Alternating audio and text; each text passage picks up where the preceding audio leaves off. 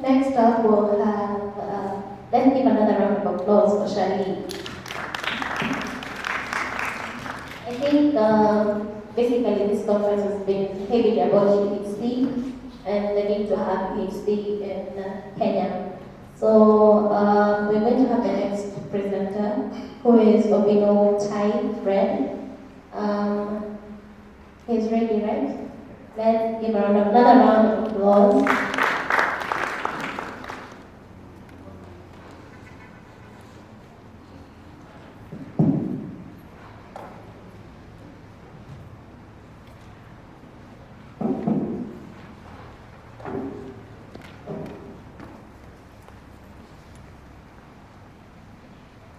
As I set up the presentation, so my name is Obino Chai.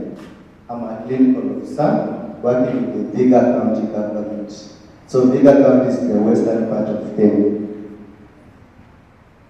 So this is my abstract, and my abstract focuses on AMR. So this is a study that we did in two community units. So community units is made up of 10 villages. So which means this study was done in about 20 villages. So my co-authors are, we have first who is from Kemri, Ondani Mogeni, from International Vaccine Institute of the Republic of Korea. Then we have Tracy Muraya from Riyadh, Africa. Then of course we have Linus Network from CDC. So I will be presenting this abstract on their behalf. Next.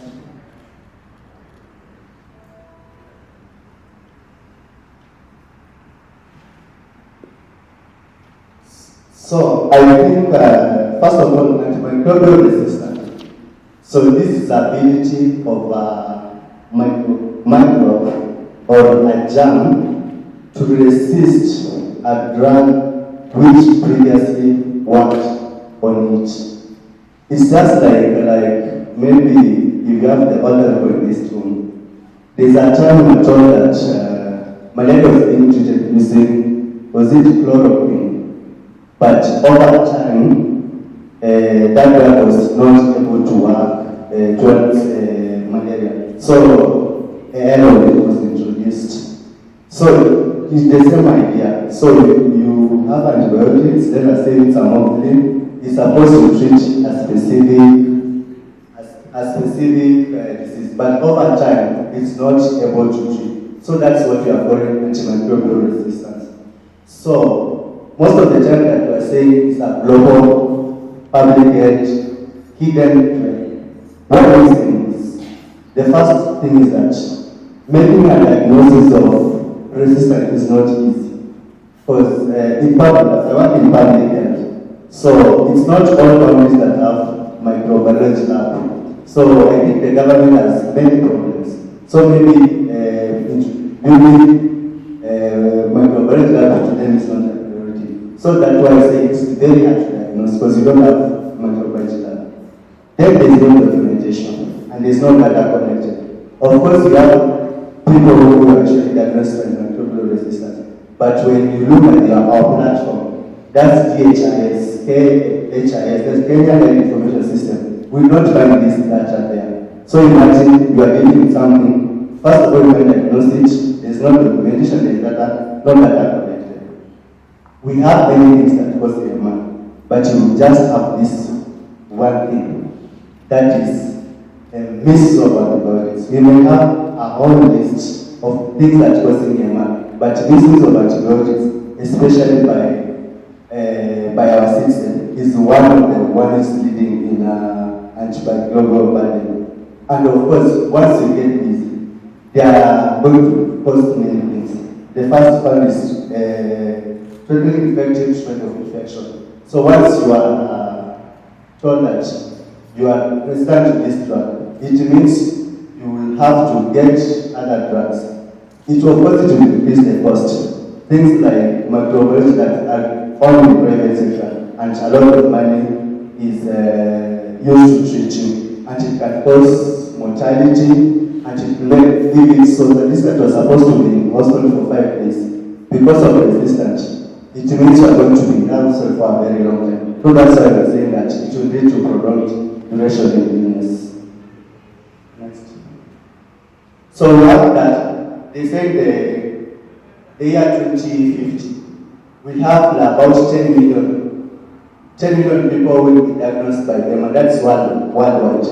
Then out of this, at least 4.1 million will be from, 8 million will be from LMIC, that is the lower middle income countries. That's where Africa and Asia falls. So it means in the year 2050, many people are going to die about because of EMR. And also there's a study which was done by Charles Murray that was in 2019. I think it's called Lancet study. Like 2.7 million deaths in 2019 were associated with EMR. And out of the 2.7 million, 255,000 of these were recorded in sub-Saharan Africa, where Kenya and other countries fall. So this is something that if nothing is done about it, is going to cause a lot of pain. So and we have, of course, the evolution of antibiotics. Like we have, I think is that blue? There's green dot and a blue with an arrow. So the green dot says that the year, this is X and Y, I don't know. The X and Y axis. So there is the where it talks about the year. So the green dots say will tell us the time that drug was introduced in the market. So where the arrow ends, that's where the resistance was discovered. And most of the time, this resistance just being caused by the misuse of drugs. But for example, you can just pick like augmentin. I think that's one of the drugs really being misused. Like we go to the hospital or we go to walk to the nearest pharmacy. Unaambia pharmacy nataka ile dawa itamaliza kila kitu. And for a pharmacy, I'm sorry for the pharmacy in the house. Most of them, augmentin is very expensive. So most of them are going to business. So when you look at augmentin, it was produced in 1970, and even in just a few years, the resistance was noticed. So what's the challenge? So this was the challenge. Remember, we have upper respiratory tract infection, which is a flu or a viral infection. So for a viral infection, we are not supposed to take any antibiotics. Even if you take antibiotics or you don't take, at the end of the day, you finish. After 7 days, it will just disappear. So that's why I said.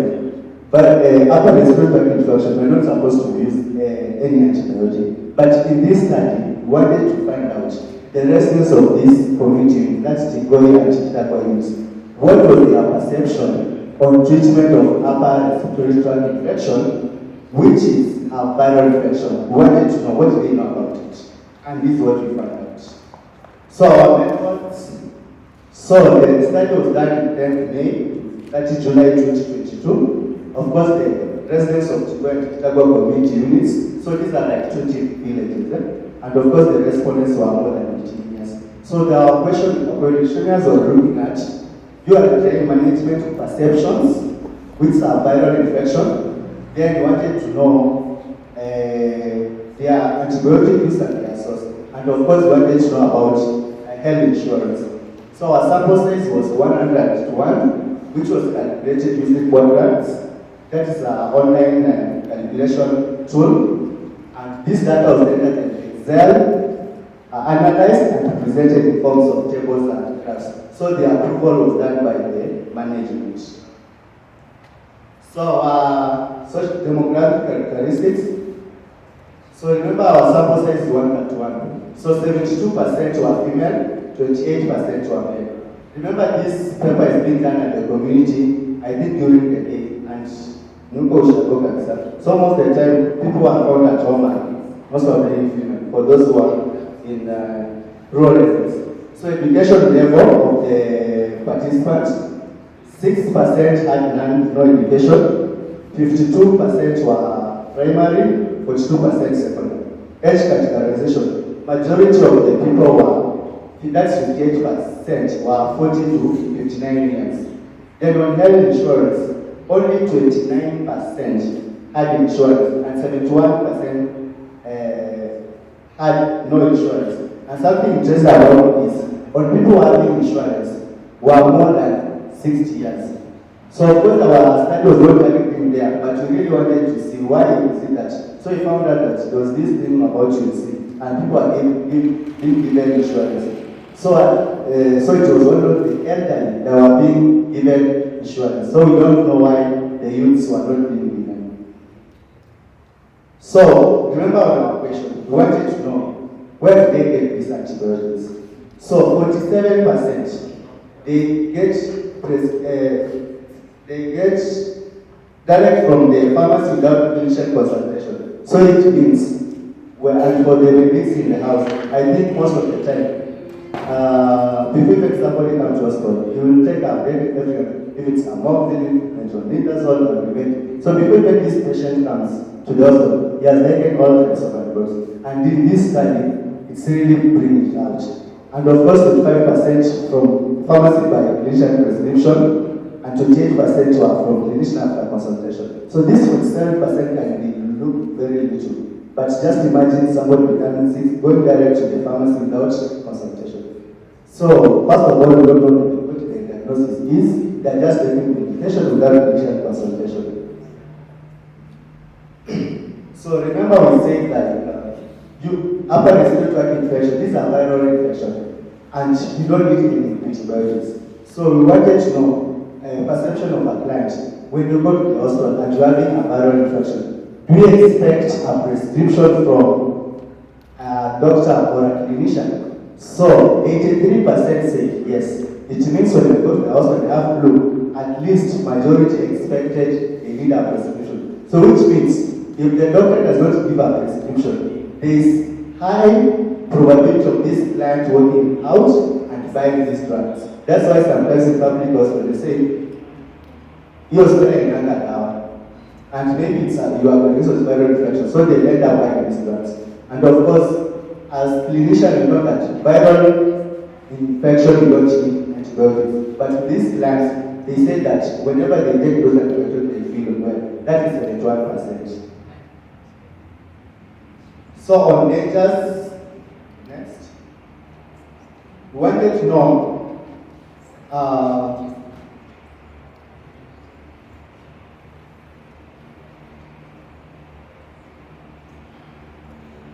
so of course, we also wanted to ask them if they know like 8 dangers of taking antibiotics. And from this study, you look at 60%, they know nothing about it. Like any risk dangers associated with taking antibiotics. Then 20% are unsure. So just look at that 80%. In fact, we also we also have this, like when you go to the hospital, I usually taught about scientific of these drugs. Majority they say they did not the significance or the dangers of taking this antibiotic. And this one is contributing to EMR. Then of course about PLS. I think maybe some people think you are not sick, but you buy antibiotics and keep them at home, just in case.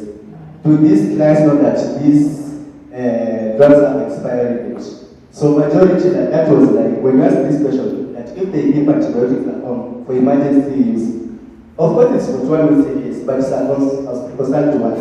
You still say no, this is not sure, but we may say that okay, majority do not give, but this is for 1% is a concern to us. Why should you give medication at home and not see? This medication have expired. You don't today know. Then we have some people, especially some people usually are traveling. I work in a rural station. So if somebody comes and Daktari, nipatie malaria nisishikwe na malaria. That one happens also. So in this study, wanted to know if these clients take prophylaxis antibiotic. It means that you take drugs so that you don't become sick. What you are saying about 33%, we may say it is negligible, but these are 3%, these are a lot of people who are taking antibiotics and they are not sick. Leftovers. We wanted to ask them if they use leftover antibiotics. 35% said yes. So it means sometimes when you prescribe these drugs, we have patients who are not finishing this medication. So at the end of the day, they're using leftovers. It means they didn't finish their dose. So as clinician or as medical, do we educate people on why they should finish this medication? On another approach, we only ask, do you get antibiotic based on a relative or friend advice? And this one was so clear that this friend should not be an ED. 30% say yes. So some people will be sick, call someone, maybe work in a household, or I'm suffering from this, what can I take? You see, what at least 30%. So I think we have done some discussion, and from this study we are saying that 83% of our respondents are taking self-treatment with antibiotics to manage UHC, which is a viral infection. And 60% are not aware of dangers of antibiotics, and about 6% purchase antibiotics over the counter without prescription. So our conclusion is, from our findings, it indicates that treatment of UHC with antibiotics is prevalent, and majority of respondents are not aware of the dangers of antibiotics, thus contributing to AMR. Sustained public sector involvement on AMR stewardship will ultimately influence behavior change to address AMR at the community level. So that's why, I think for the pharmacists in the house, we have been having national action plan. That was 2017 to 2022. And I think not all people have been involved. And the youths have been involved in the fight against antimicrobial resistance. Or it's just those people working in Ministry of Health, they sit somewhere and make their policies without including everyone. So if you have to fight this MR, everybody should be on the discussion table. Again, we have policies. Is that to everyone know about this policy? And I think in this forum there is someone called Daniel. We have never met, we have been meeting in webinars. And I think he can tell you, not all people know about you. Then, when we looked at insurance from this study, we saw that majority did not have insurance. So also recommending that a further study should be done so that to ascertain if lack of insurance can lead to poor care seeking practice. Because it was not an area of interest, but we want more studies to be done on that. So, I think most of you know about Alexander Fleming, and I think he already had a dream when he said that the time may come when penicillin can be bought by anyone in a shop. Then there is a danger that ignorant man may easily underdose himself, and by exposing these microbes to non-lethal quantities of the drug, make them resistant. So that was in 1945. So this person at least foresaw that. But what has been the government been doing? You as youths, can we take up this thing and maybe run away with it so that people don't sit in offices and make policies which don't reach at the ground? I would like to acknowledge my employers, bigger county government, the organizers of this forum. At least they are ready to meet someone that have been meeting in webinars. That's Daniel, who is doing a lot about EMR. Also, I'd like to acknowledge the Infection Prevention Network of Kenya. This is it's an organization which advises the government on IP, infection prevention and control, and also EMR, where I am a member. And of course, EMR now is a social media platform which we started with my friends. 3 are in this forum, and we are trying to advocate for antimicrobial resistant advocacy using social media. Thank you so much.